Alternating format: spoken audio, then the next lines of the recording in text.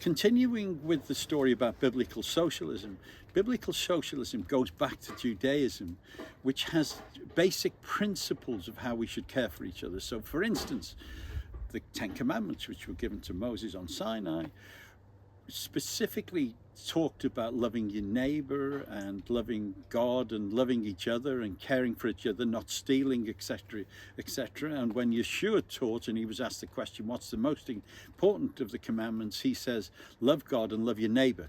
So although that's not based in the Ten Commandments, loving your neighbor, it is part of the principle of the Ten Commandments.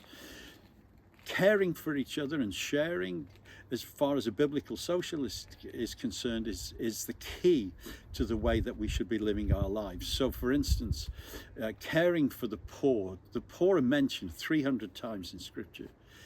Caring for the alien, and it's not a very well promoted subject within Christianity, but caring for the alien, those who come into our country, and actually helping those who are in need, fleeing from other countries, is part of the principle of our calling as believers in Yeshua, but based in the religion of Judaism. Judaism is a religion of sharing, and socialism is a political term used for sharing what we have on earth with others, sharing in our community. So insofar as biblical socialism is concerned, the focus is absolutely on caring for each other in society, preferring one another. Paul talks about preferring one another. Yeshua talks about loving one another and caring for one another. And also we see within the precepts of Judaism, there is a huge emphasis on bringing about dignity for fellow man.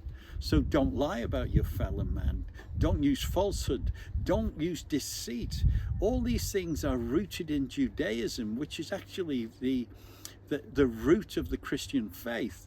And sadly, that has been twisted and turned in such a way that the Christian faith actually speaks badly about Judaism, speaks badly about the things that Yeshua taught as basic principles of life.